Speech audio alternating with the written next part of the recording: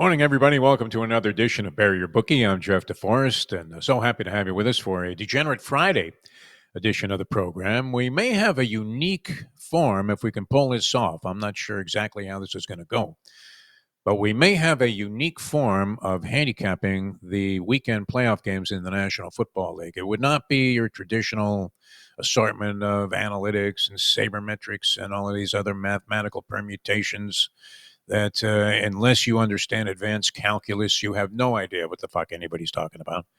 But definitely, I see some merit to it. I've had the privilege of getting a little advance notice on the plan.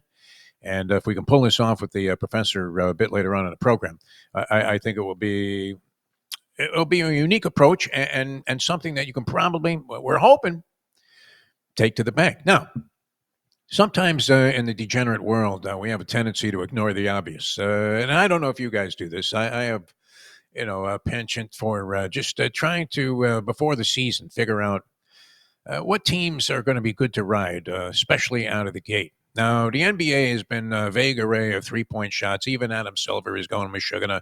What little hair? I don't know. Does he have any hair in his head? I don't think so. He might have like one hair. Might be doing the old Tony Kornheiser thing. But that hair would be standing up like Don King because he's looking at these statistics. They're taking 93s a game, shooting 26% from the floor. The game is becoming dreadful and a lot of people's opinion unwatchable, unless, of course, and this would be the one thing sustaining action for a lot of these sporting entities, no matter how much they water down and take the excitement out of the game. And that's not to say that there isn't plenty of excitement being generated, too, on all levels of sport. But in the NBA's case, a lot of these regular season games would have absolutely no meaning if it weren't for gambling. So if you were looking at the NBA before the season, I don't know. I think Cleveland's start and their ability to sustain this to what is essentially the halfway point of the season, this level of effectiveness and winning ways, probably was a little bit of a surprise. I don't know that Oklahoma City's was, unless you knew that Holmgren was going to be out with an injury, then maybe that falls into a slight surprise category also. But here are the two obvious teams to be betting on every night, right? You're some chalk-eating, milk of magnesia gargling favorite player, and you're banging Oklahoma City and Cleveland, and you're figuring the bookies are laughing all the way to the bank. But ironically and oddly, the Thunder, after beating like a drum 20 points, the Cavaliers in a rematch of a game that took place a few nights ago, where the Cavs prevailed, the Thunder are now 28-9-3 against the spread. The Cavs are 27-13 now on the season against the spread. 55-22 at the two best teams against the spread. That's one of those oddities that you wouldn't expect to see as a very common occurrence in sport. But if you were banging those two teams from the start of the season, you're up 33 units, which, if you're playing big money, then that's a substantial amount of cash. Now, if you aren't betting, you want to go to Bet Online. They continue to be the world's most trusted betting platform, your number one source for all betting activity. They give you the earliest odds, in-game live odds. Things are changing all the time. Bet Online gives you all the action, the ability to watch it as it's transpiring. It doesn't matter what the sport is, whether it's NBA, college basketball, football, women's ball, women's bowling, whatever you want. You can bet it there at Bet Online. Head to Bet Online today. Bet Online, the game starts here. All right, this is good. And I mentioned the professor before you came on, and we welcome the professor to the program. Of course, we want his analysis on the college championship game coming up. Do you? Like, I don't know if you did. No. First of all, let me say, betting on women's bowling. Yeah. That's true degeneracy. Of course, you started the show talking about betting on the regular season NBA, Yeah. which is only fractionally better than women's bowling. Maybe so. And fractionally more watchable, frankly. So I would be more adept at betting cricket right now than the NBA, but a couple of handicappers I was looking at before the games last night. One of them was spot on, saying Oklahoma City would bounce back in this game. But it's amazing to me. I mean, rarely do you see the top teams in the league. We saw this with Detroit, I guess, a little bit throughout the NFL season, where they're also the best teams against the spread. I mean, you saw it really up and down the league in the NFL season. Philly covered a bunch of games. It was really a chalk eating pigs year, and has been a chalk eating pigs playoff in college football. So I've seen a bunch of things about various books in Vegas revising their first quarter numbers based on the favorites in both college and pro football repeatedly covering over and over again. So we shall see how that plays out, and maybe that's true for a couple of squads in the NBA. As you know, I don't really get involved with the regular season NBA. It's just a little too much for me starting when football goes, and I'm more of a college baskets guy. Speaking of which, if you go the other way, last night three ranked favorites all went off at either similar or the same lines when you took them. 9.5. I'm talking about Michigan, Memphis, and Gonzaga. All go down straight up. So if you had money line parlayed that, you could probably buy yourself a new house, my friend. I saw Penny Hardaway in Memphis as they were exasperatingly losing to Temple, and he just put a towel over his head, and he looked like he wanted to gargle with a cyanide tab. I mean, he couldn't have been any more distraught to lose that ball game. So, you were all over the Gonzaga loss, which I is good. was, You fortunately. many times, I've seen you be a fan, especially with your investment dollars. When it came to gambling, you seem to be an advocate for Gonzaga most of the time. Yeah, I was actually talking about college hoops in general with the great Blake Chadwick, who, of course, used to do shows with the Defo radio record and is now announcing for the WWE, has his dream gig. And we share a very similar opinion. Memphis, like a lot of teams out there this year, they're good, but they're not very good, and they're certainly not great. And there is a lot of that. I would argue, really, if you go at the current rankings, I think Kentucky's 8 or 9.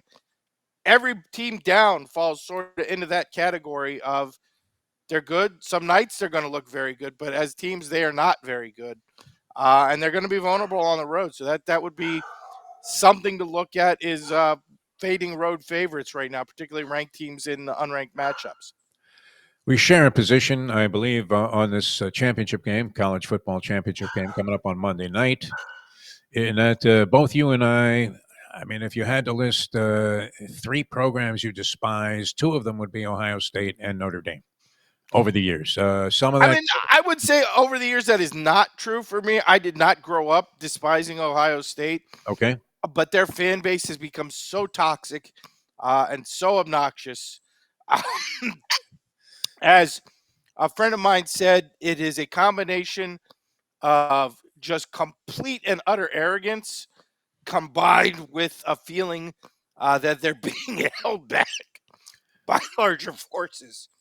Um, they're so, particularly on their online presence, um, personified by one Kirk Herbstreit, is so obnoxious. And Ryan Day is so difficult to cheer for because he's got that same I'm super arrogant, but I'm super persecuted too, Yeah. which I hate to say it, but also embodied by our current president. So, in a lot of ways, they fit with uh, the Donald Trump inauguration on the same day. And of course, like all Miami fans, I despise Notre Dame.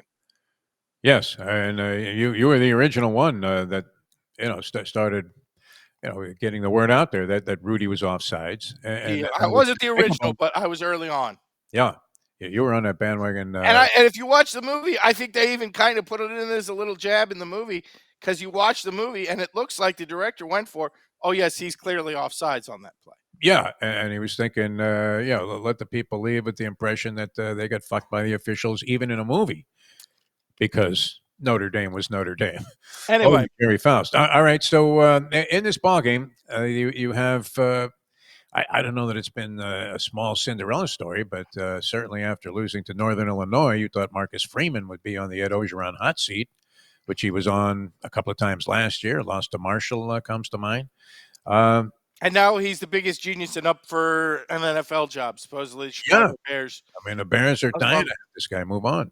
I will say I happen to think Freeman is a good coach. Yeah, And I do think I don't know that I think he's ready for the NFL, but at some point it would not shock me to see him in the NFL. I thought he did a good job last year with a Notre Dame team that was absolutely inept offensively.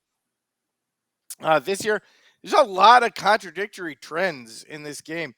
I mean, you look at it, and the way the public is talking, the opening line, which is down a little bit, you would think Ohio State is just this Goliath of a college football team. Were you really that convinced by that Texas game? Because I absolutely was not. Again, Texas first and goal on the 1 yard line to tie the game with about 3.5 minutes left. And then I hate to point to one guy, but like it's like the Dan Campbell mind virus invaded Steve Sarkisian, which we have seen throughout the NFL with these coaches who have just gone full retard in fourth down and goal line situations. Steve Sarkisian, it's first and goal at the 1 to tie the game.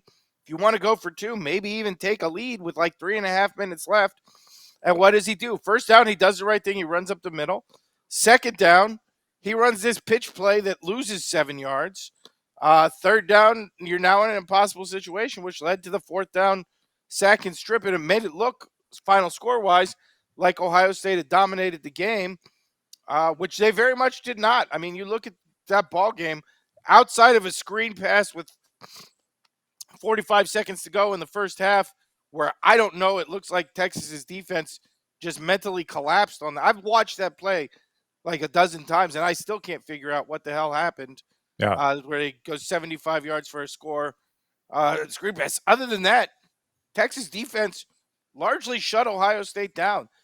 They did a great job on Smith throughout the course of the game. What did that make that? 17-10 at halftime? Made it Was that the 14-7 at 14-7? halftime. Okay.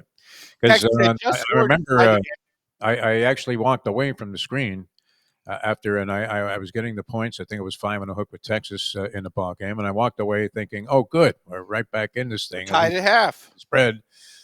And then I come back, I see another 7 points on the board for Ohio State. I'm thinking, oh, shoot, they must have returned a kick or something. You know what? The exact same thing happened to me, and I said, Ori, they finally got Smith loose on a bomb somehow. And then I see the highlight, and it's a goddamn screen pass. Unbelievable.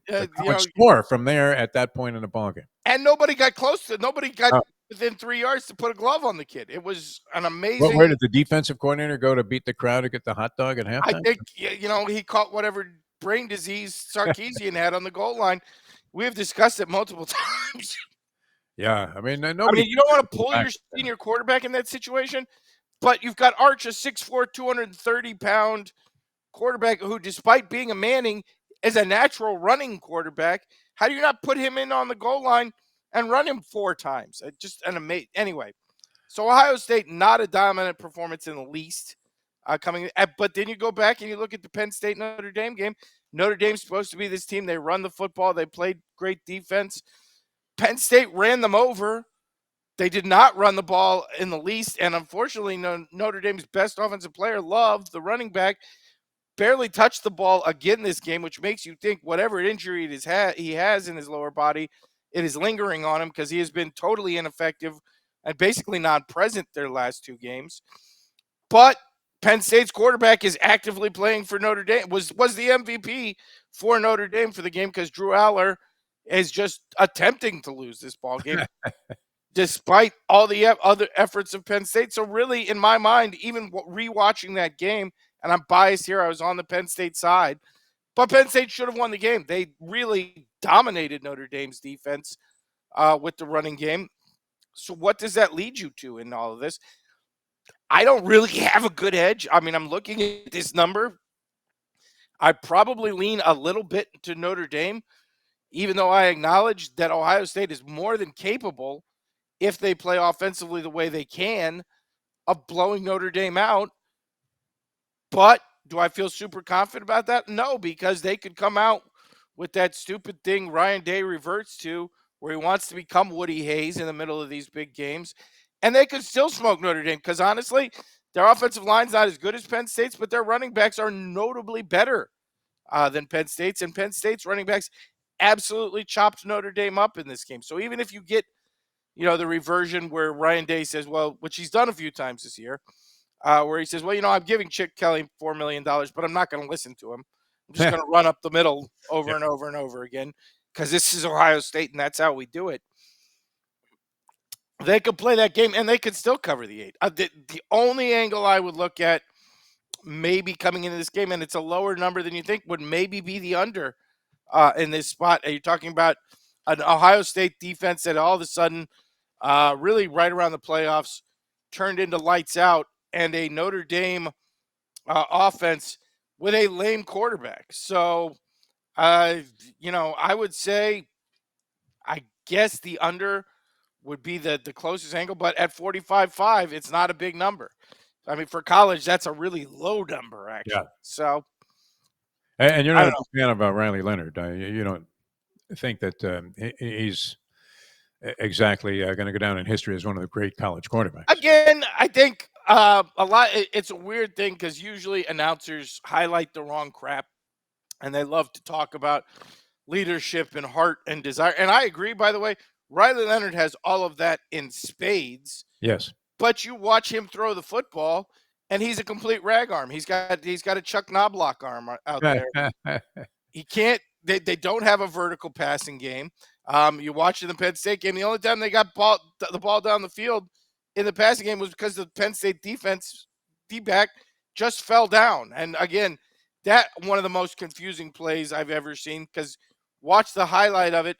He doesn't trip over his own feet, which is what I initially happened. His feet are square.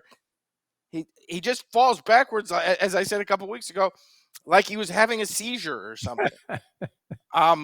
Absolutely. So, I mean, all the crap they like to talk about with Leonard, which I usually don't think matters nearly as much as announcers like to, they do the drama. Yeah, he's great at running up the middle for, 3rd and 3 conversions. He's a scrambler, but he's not particularly fast. You don't see him ripping off a lot of 40, 50-yard runs. It's usually like 5-yard scrambles on 3rd and short. He's got all of that in spades, but he doesn't have an arm at all. Again, no, I'm not a big Riley Leonard fan. I was a big Riley Leonard fan at Duke. I thought he was massively overrated at Duke, and I think he's overrated again at Notre Dame. And I think if you look at his performances, it's largely held true throughout the playoffs. He wasn't great against Indiana. He was just flat out bad against Georgia. And he was okay against Penn State, but certainly nothing special, and significantly aided by one of the more bizarre football plays you'll ever see, where not one, but two Penn State defensive backs fell down on one of the biggest plays of the game. All right. So a lean maybe towards the under in the college championship. But really, what I'm saying, no good position on this game. Choose your own adventure. I don't really have a strong opinion on this game one way or the other. All right. All right. Now, there are many people they try various experiments with picking games. We've had monkeys in our radio studios picking either a green or a purple grape to indicate which team that they favored in certain ball games. They've gone through brackets of the NCAA tournament using that technique. How accurate they've been over the years, I don't know. I mean, it's always embarrassing to lose to a monkey if you consider yourself any kind of a handicapper or somebody that has an inclination to pick winners. But nonetheless, there are great varieties, and some people have success with them, some don't. So we're going to try and see if we can produce this thing on the fly here, Professor. And that is what you always put together for us, on another show that we do. And that is your big board, and you're using it this week to take an avant-garde approach to handicapping these football games. I am. I'm doing a little bit as a tribute. I am doing. Hold on one second here. I am doing a barbecue event with the great Mike Mayo tonight. Yes. For our Visit Fort Lauderdale Food and Wine Festival, and I think tickets to that one are still available. So, and it's a very good event. If you're a barbecue lover, which you should be. And really, there's no good angle for the NFL playoffs other than just bet the chalk, which has been working brilliantly thus far in a frankly bad wild card weekend. So I decided to do it based on who's got the best barbecue. All right. And hold on one second while we pull this up. Interesting approach. And that would be our big board of ranking NFL teams based on barbecue in their city. And we're starting right off with a note for a certain group of fans out there, which is that Detroit has no barbecue scene. Detroit has no good food scene. And that Detroit-style pizza, which people have been trying to push on you for like 5 years, It's fake. That's not actually Detroit style. Nobody from Detroit actually thinks this is Detroit style. The thin crap with the little pepperoni cups, it Yeah. doesn't actually exist. It wasn't a Detroit thing ever. And frankly, I've had some, and it's garbage. It's not good pizza. So they're out. I mean, that's not favorable for the Lions backers. All They're you need winning to like know about the 5-0. Detroit food scene is that their coach not only does commercials for Applebee's, but he does it for the boneless chicken wings at Applebee's. I do not approve of boneless chicken wings. Those are not boneless chicken wings. They are chicken nuggets, which you can buy at Burger King for 1/3 of the price, Right. and they're not good. They're crap. And the Detroit food scene is so bad that you can actually picture, going to the city of Detroit and seeing Dan Campbell there stuffing boneless wings in his face at an Applebee's and drinking, some drink the color of radiator fluid and just grain alcohol drowned in sugar, based on my experience at the Applebee's bar. All right, so that's just a note, and it knocks Detroit Right out of the into running. back seat, yeah, in terms of having the best barbecue. All right, so let's get to number five. Number five Let's on the start list. with number 5, and a lot of people are going to be upset with me over this one, but it is factual, which is that Kansas City barbecue is trash. It's the most overrated barbecue style on earth. All they do is drown meat in molasses and sugar. It's too sweet. And by the way, I did not pick this picture at random. This is the number one Google result when you Google Kansas City style barbecue. And you can see they don't know how to do sides well. Their sides are crap. They just load it up with French fries, which is not a good side dish for barbecue. And they just drown meat in their awful sauce. That's the whole point of Kansas City barbecue, which you're not supposed to do. It's a style I hate where you just drown the meat. And that is the entirety of the Kansas City barbecue experience is here. Just drink a goddamn bottle of KC Masterpiece and you walk away with the same experience. And it's a lot cheaper because, there's a reason KC Masterpiece is the one that's always on buy one, get one at Publix because it is a garbage sauce. It's always in a bin somewhere next to some, pickles that looks like, they've been, they need to be having the dust blown off them. That picture looks like it came from maybe a gas station somewhere that wasn't known very much to be one of those hidden gem spots. Pretty ugly. All right, that's number 5, Kansas City. So the Chiefs may be imperiled against the Houston Texans based on this particular handicapping approach. Number 4, and this one makes me sad because I'm actually cheering for the team among those left, but Baltimore pit beef is just garbage. For those of you unfamiliar with Baltimore pit beef, they take the cheapest cut of meat. It's usually top round. Which is just a cheap, tough, no fat in it piece of meat. They cook it hot and fast so they don't get it tender by slow cooking. Then they cheat on the tenderness by thin slicing it and cover it up with raw onions and horseradish so you can't taste how disgusting it is. You know who else does this? The people at Arby's do this. The only difference between Baltimore pit beef and an Arby's sandwich is Arby's has that special sauce which instantly gives you explosive diarrhea. Otherwise, the Baltimore pit beef sandwich is just an Arby's sandwich. And just like Arby's, they slather it with horseradish. So all you can taste is the horseradish and not the disgusting, not well cooked, thin sliced meat underneath it. I only think this is a thing because a bunch of white people watch The Wire and the characters on The Wire liked pit beef and they're like, oh, well, the heroin dealers on The Wire love it, so it must be good. No, it is absolute garbage. And the point of The Wire was not that you walked away thinking the murderous heroin dealers were the heroes of the show. You got that all wrong. That's number 4. And so maybe the Ravens in a little bit of a jackpot, but I believe that may be eclipsed with an opinion on Buffalo barbecue. That's number 4. Number 3 is Buffalo and Philadelphia. There you go. Sometimes being a cultural wasteland, which both these cities are, is an improvement on being terrible at your craft. Neither Philly nor Buffalo have any barbecue style associated with them. They're not barbecue towns that I've noted all. They do cheesesteaks in Philly. They do wings in Buffalo, neither of which are, particularly great contributions to the barbecue world. In fact, they're not of the barbecue world. But sometimes, having no scene, is better than having a terrible scene, You would think Philadelphia would be able to put together some kind of a barbecue right? culture. I mean, culturally, they seem like they would be a barbecue town, Yeah. but nope, they're all about the cheesesteaks. And, yeah, if you don't get the cheese whiz, they look down on you for it. I happen to like the cheese whiz, but it can be a controversial subject. And Buffalo, their whole thing is let's do wings as hot as possible so that we forget we live in Buffalo because we're in so much gastrointestinal distress.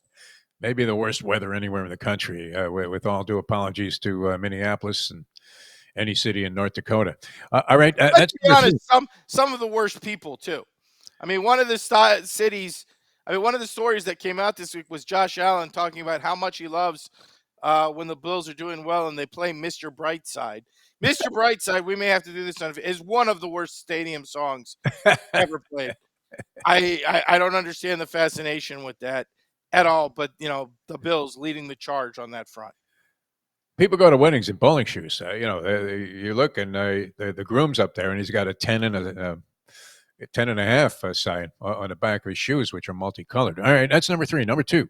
Number two, L.A., and this is a Oh, shockingly high ranking.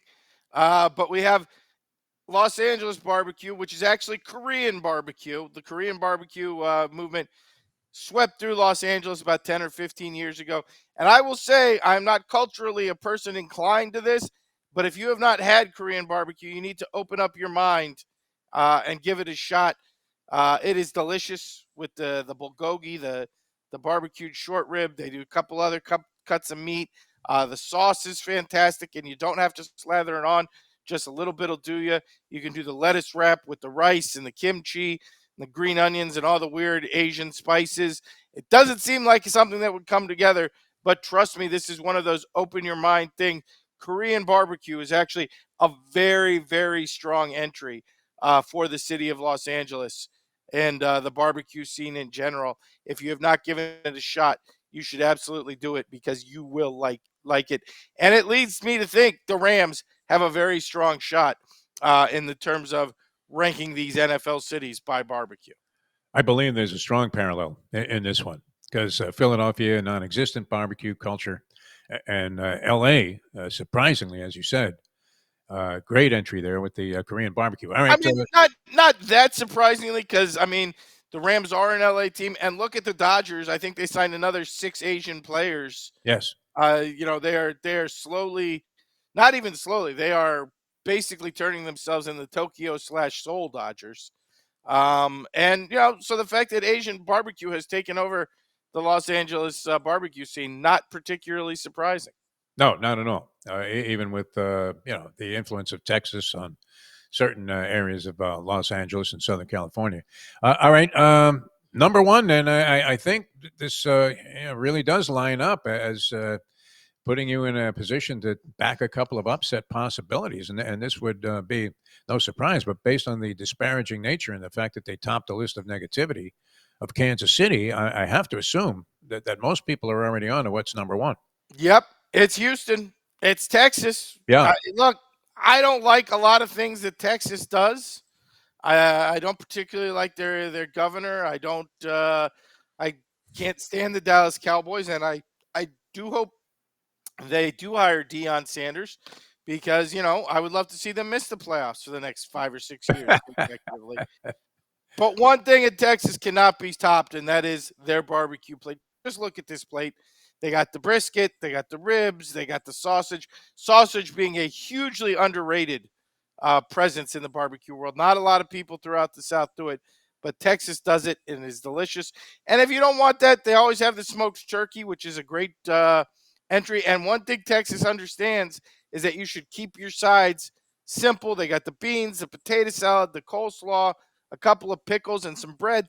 That's all you need for size. People get, real fancy with barbecue sides. Some of them I like, some of them not so much. And then they got the nice, flavorful Texas spicy sauce there. You can't go wrong with a Texas barbecue plate. Generally speaking, I hate saying it because I don't like praising Texas, but you will not find a better barbecue plate than the one served inside the state of Texas. So the Houston Texans and CJ Stroud, shockingly, our number one ranked team here on the big board of barbecue power plates. Getting a ton of points there. Chiefs, that line fluctuating between 8.5 and maybe 8. And yet, on the barbecue rankings, and if you're going to use this scale, at least infuse into your handicapping equations, I mean, Kansas City, a complete fraud for you know what I got to say in terms of legitimate handicapping, I don't think it's a bad play the way the Chiefs have struggled to cover games. Yeah. And the Texans are a very strange team, but they tend to play up and down to the level of their competition. They look like crap against the Indianapolis Colts and then come back and beat somebody good the next week. So I don't think in terms of handicapping, it's actually a particularly terrible pick. And the barbecue rankings indicate you should be on the Houston Texans. And the LA Rams. We'll say with the points as opposed to, on the money line. By this theory, definitely Rams and Texans getting the points, and maybe a couple of shekels on the money line. All right, Professor, always a pleasure, my friend. So a very tepid. I mean, the analysis was spot on as always, but no strong. Look, I despite the fact I hate both teams, if I thought there was a strong side here, I would definitely go that route. But again, I think with this particular, if the game were beneath a touchdown, that would be one thing. Yeah. If the total were more like 50 than 45, I would be, looking to dive in on the under. But this is one of these games where I think the number is just about perfect, and it makes it a very difficult game to, want to dive into. So it might be more of a watcher than a player. You want a little action. Like I said, choose your own adventure because I don't really think there's a great side in this one. All right. So if you've been buried all throughout the college football season and you're thinking you're going to borrow every dime you can get your hands on and maybe even wait for the Super Bowl. Yeah, to try and get out on this game. It's like trying to get out on the Pro Bowl when they used to play it after the Super Bowl, and it was the last betting action for football. Can you still do that? Can you still bet that game with the flags? No, I don't think so. Well, maybe. Some lines. I haven't seen it. We'll have to check with our Bet Online people, see if they're taking action. Professor, great job. Thanks so much. Appreciate it. A little avant-garde there with the handicapping theory, but I think people, may get tired of the same analysis over and over again. So there you have it, as the great, Gordon Soley would say, former wrestling announcer. You mentioned our good friend who's doing WWE events. But, I think there's a lot of merit to the theory. So thanks so much for being with us. You have a great one, Dave. All right. The professor, ladies and gentlemen. Texas, yeah. I mean, I think people would say that far and away.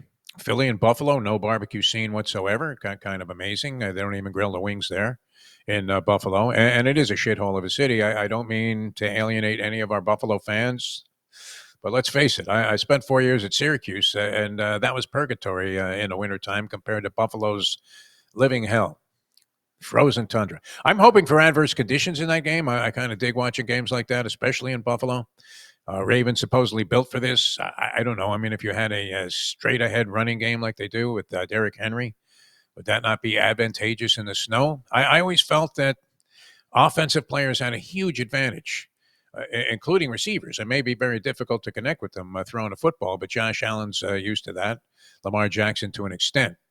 But there is no cold and there is no adverse condition quite like Buffalo. Maybe Green Bay, Minnesota plays indoors where they may qualify.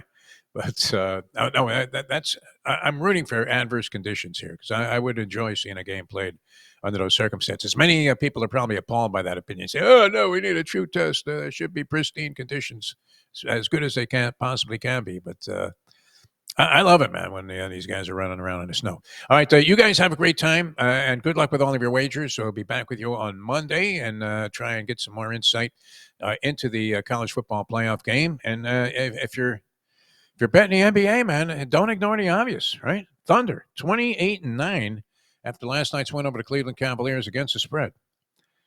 They've been doing it all season long. They've just been red hot. That they had long winning streaks, a 15-game winning streak that was snapped by the Cavs, who extended their own winning streak at the time, I believe, to 11, and 27-13 against the spread through 40 games. 692 percentage. The Thunder's 750 percentage against the spread. This is an incredible number because the last team, the highest percentage in recent years, the Grizzlies, had a 628 percentage against the spread. So right there at the top of the standings, straight up money line, and against the points. Those two teams have you at a combined 55 and 22. Not too shabby. We'll see you on Monday. Hope you're cashing tickets, and thanks so much for being with us. Or thanks to the professor. I'm Jeff DeForrest, and we're hoping you have a good day and get out there and bury your bookie.